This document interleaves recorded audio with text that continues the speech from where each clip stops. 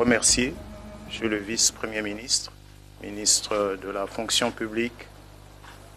modernisation de l'administration et innovation du service public, qui, dans la lourde tâche qui est la sienne, vient de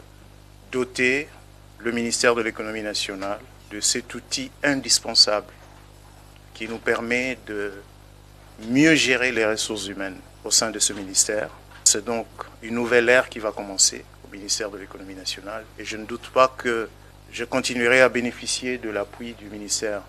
de la fonction publique parce que aujourd'hui nous avons les cadres organiques. Il va falloir maintenant le remplir et le remplir de la manière la plus efficiente et de la manière la plus intègre pour que les ressources humaines soient affectées aux fonctions qui conviennent à leur qualité, qu'il s'agisse des ressources humaines de qualité et non pas de remplissage de complaisance, parce qu'il n'est pas simplement question de donner du travail à des gens, il est question de recruter les meilleurs pour travailler pour l'État congolais. C'est cela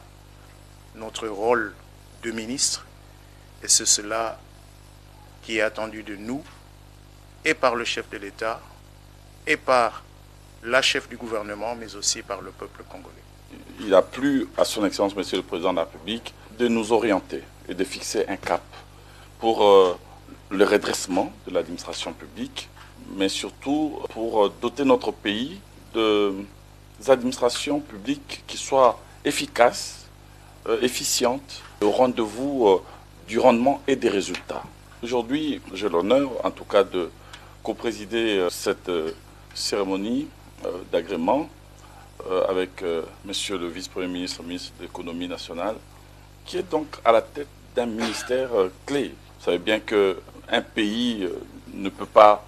bien se porter lorsque son économie se porte mal. Et pour qu'une économie se porte bien, il faut qu'il y ait des hommes et des femmes qui soient véritablement à la tâche,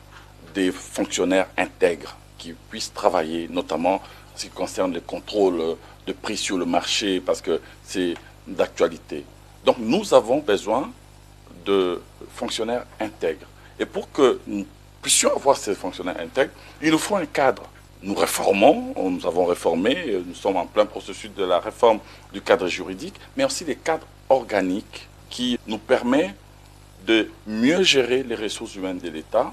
mais aussi de mieux maîtriser la masse salariale qui va avec. Lorsqu'il y a des postes qui se dégagent, nous allons évidemment nous conformer à ces cadres organiques et faire des recrutements compétitifs, qualitatifs, afin d'avoir justement une administration publique qui soit véritablement constituée des hommes et des femmes capables d'aider la République à avancer dans ce secteur. Et j'ai bon espoir que ces cadres organiques, en tout cas ces nouveaux cadres organiques, va permettre à son Excellence, Monsieur le Vice-Premier ministre et à moi-même de mieux gérer le personnel de cette administration et de faire en sorte que nous puissions être beaucoup plus efficaces et au rendez-vous des résultats.